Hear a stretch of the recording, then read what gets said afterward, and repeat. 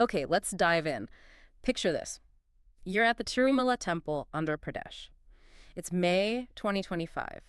The place is, well, humming with energy, just throngs of An devotees. incredible atmosphere, always. Absolutely. Now imagine peering into the Hundi, the donation box. It collects unbelievable amounts daily. But here's the really curious part. On. You're seeing those pink Rs 2000 notes in there. Still, 2 years after the RBI officially withdrew them. It's odd, right? It is genuinely fascinating because the Lord Venkateswara Temple, I mean, it's more than a place of worship. It's a financial powerhouse.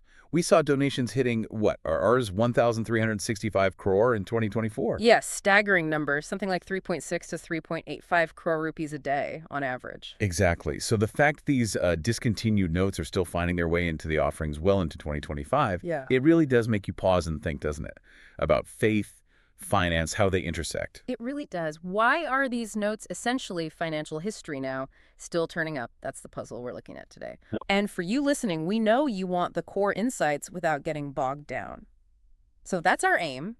Explore this strange situation, see what it reveals about belief, money, maybe just, human behavior. Well, to start, you have to understand the tradition of giving there. It's incredibly diverse. Ah. People offer, well, almost anything. Gold proverb. Gold property, yes, but also just everyday cash. It's a real mix, a tangible expression of devotion for so many. Right. And then you have the timeline for the note itself. The RBI, the Reserve Bank of India, they decided to demonetize it. That was back in May 2023. Pulled its legal tender status, essentially. Exactly. And they gave everyone a deadline to exchange them, right? End of September 2023. That's crucial. Oh, very crucial. Because here we are, nearly mid-2025, almost 2 full years past that deadline, and these pink notes still appearing in the Hundi. It's unexpected. It really points to a few possibilities, I think. One is just the sheer power of faith. For many devotees, the act of giving, especially there, might operate entirely separately from, government financial rules. Like the intention transcends the regulation. Perhaps. Huh? Or maybe it's simpler for some. Maybe some people genuinely aren't aware the notes are invalid now.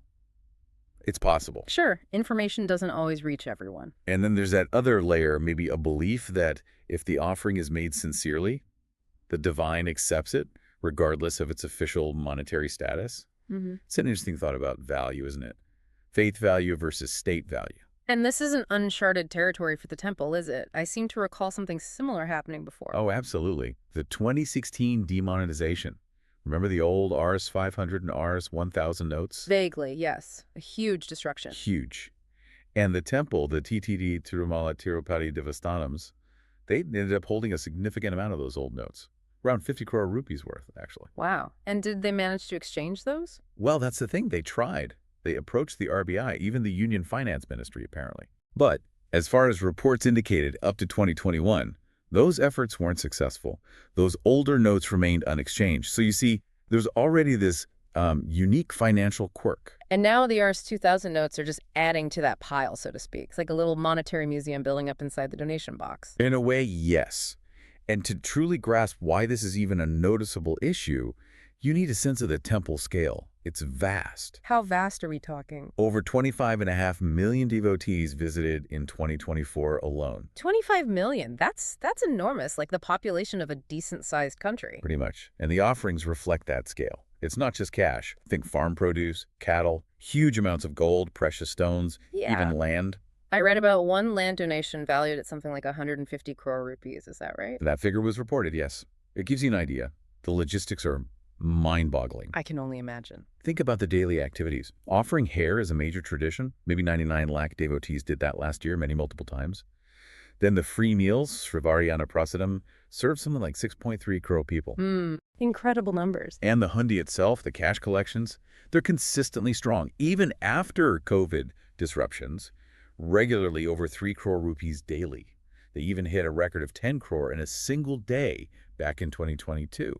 It's just a massive volume of everything: faith, people, money. With that kind of scale and wealth, managing it all must bring its own challenges. There's bound to be scrutiny, right? I think I've seen headlines about that occasionally. Yes, inevitably. Any large institution handling vast sums faces scrutiny. There have been allegations, discussions about management, even some issues around foreign currency donations and compliance, like the FCRA. There was a fine related to that a few years back. Right, the Foreign Contribution Regulation Act.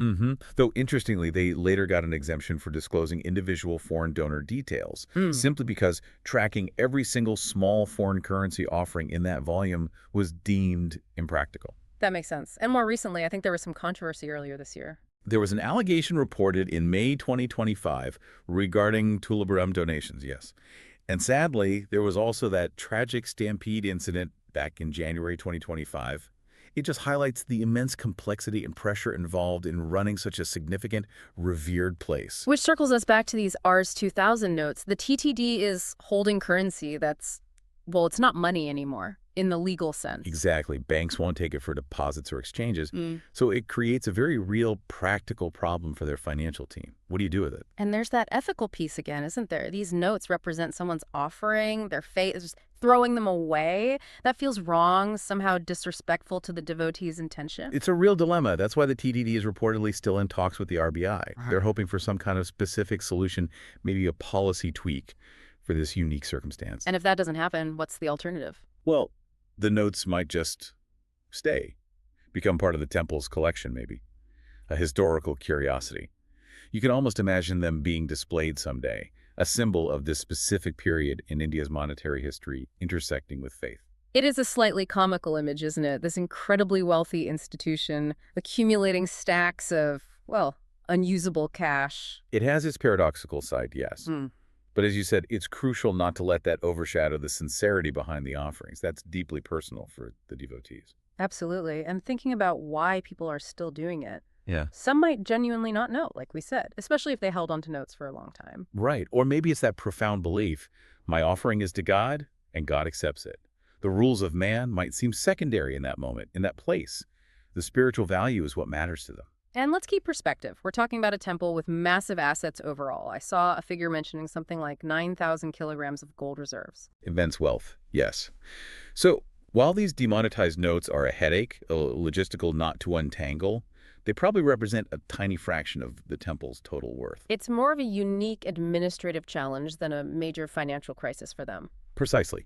And it's important to remember where all that revenue goes. It fuels a vast network of activities, healthcare, education, charities, supporting pilgrims. Huge budgets for staff, contributions to government funds, those massive food programs like the Anna Prasadam Trust, the BRD hospital. Right. It's extensive. Very extensive. The temple's wealth serves a wide community purpose. So looking forward, what's the likely outcome for Tirumala's funny money, as one writer called it? I think continued dialogue with the RBI is the most probable path. They'll keep trying for a resolution. Failing that, the notes likely become part of the temple's unique history, an unusual asset. A footnote in their vast collection. Perhaps. But ultimately, you have to believe the TTD's main focus remains unchanged, serving the millions of pilgrims, ensuring that spiritual experience. This note issue, while interesting and definitely a practical hurdle, is probably seen as manageable within the larger context of their mission. Right, and maybe the practical advice holds. Next time you visit, perhaps stick to coins or digital payments. Might be simpler for everyone involved. Probably good advice. So, wrapping up, we've looked at this strange persistence of demonetized notes, put it in context with past events and the temple's enormous scale, and touched on that fascinating blend of faith and finance. And it really leaves you thinking, doesn't it, about our own relationship with money, with belief, and how institutions manage both. Could this whole thing maybe even nudge religious institutions towards new ways of handling these sorts of unique donation situations in the future? It's certainly possible. It throws a spotlight on the very real, sometimes complex intersection of the sacred and the secular, the spiritual and the financial. Definitely something to ponder.